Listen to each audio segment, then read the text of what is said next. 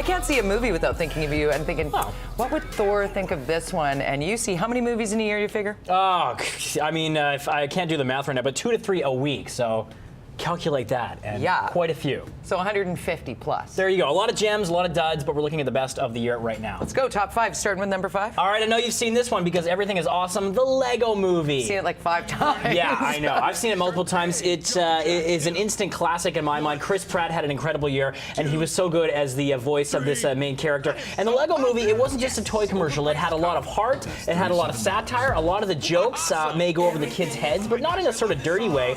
There were plenty of chuckles abound for the adults as well. And then they switched to live action, sort of at the 3/4 mark, and really grounded the story. And these sort of reminded us all about the power of imagination and what toys really mean to kids. And I know it was all about the Lego in this one, but I think there were other sort of universal themes that it touched on beautifully. I like, in terms of taking Brady to this, of course, it took him when he was 6 years old and quite impressionable and a sensitive kid.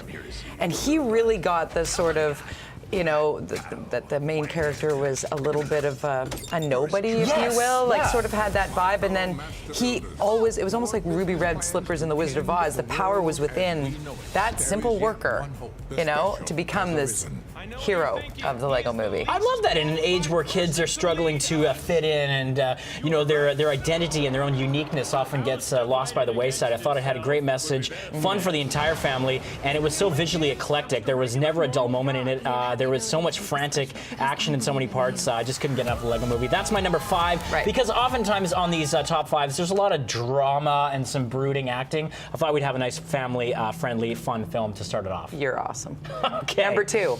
Number 4. Oh, sorry, number 4. Skipping ahead. Okay. I can count. Clint Eastwood, 84 years old. He comes out with a bang and gives us arguably one of his finest films in his long and storied career, American Sniper. Bradley Cooper turns out the best performance of his career, and Sienna Miller, who plays his wife. This is based on the true story of Kyle Smith, who was the most notorious American sniper in U.S. history. And Chris Kyle, I'm sorry, was his name. And he was ruthless. He did many tours of duty in Iraq. So this all takes place post 9/11. It not only shows the gripping sort of guerrilla tactics and warfare that these guys go through overseas, but the trauma and the psychological toll that it takes on them when they come home, and examines post-traumatic stress syndrome so well. It balanced family drama beautifully with these gripping action scenes. I would compare it to The Hurt Locker and Zero Dark 30. That's number 1 on my list, thanks to you. What are we going, number 3? Okay, number 3, David Fincher returned with a bang in Gone Girl. And this was based on the best-selling novel from Gillian Flynn.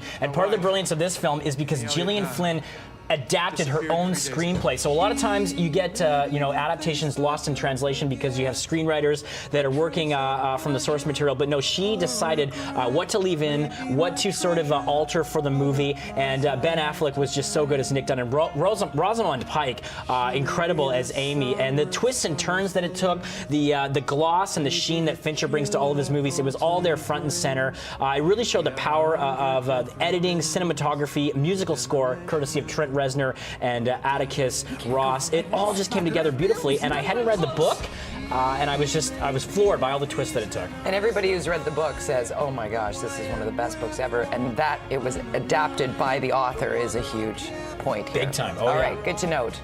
All right, number 2. Continue on. We're getting down to it now. Richard Linklater in what I consider his crowning achievement, the masterpiece Boyhood, a sprawling odyssey about a young boy growing up in Texas. This took 12 years to make, and if you recognize him in all these scenes, it's because they got the same actors together for a couple of weeks for 9 years to follow their odyssey. The editing alone in this movie would have been incredible, and it's just a simple story about all the trials and tribulations you find in life as a young boy, and a real love letter to his home state of Texas as well, because I really feel like Texas was a character in the film. Ethan Hawke, Patricia Arquette doing wonderful work here, and Eller Coltrane, not by any means a seasoned actor, but he was so good in this movie as the boy growing up into manhood, and Lorelei Linklater, the director's own daughter, featured in as his sister. Loved Boyhood, one of the best of the year. Interesting. Some people were saying because it got so much hype, but maybe now that the hype has died down of the fact that it was shot over these years, it'll resurface as one of those must-sees, I right? hope so. It requires a lot of patience from the viewer,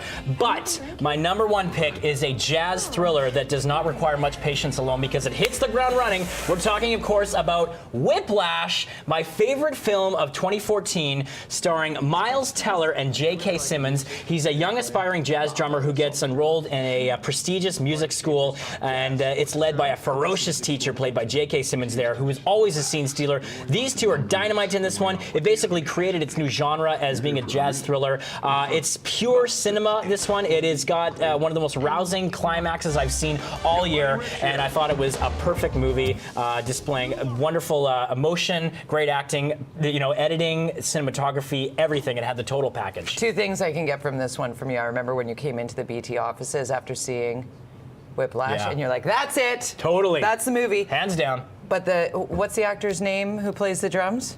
Miles Teller. And he actually does all He's of the... doing all the drumming, yeah. This That's guy's going to be a huge star. You can see him in the Fantastic Four reboot coming in a couple of years. All right. You can get this full recap again online if you just tuned in because you want to watch movies based on the ones that Thor drops the hammers on in a big way. And Whiplash certainly a 5 as it tops the list.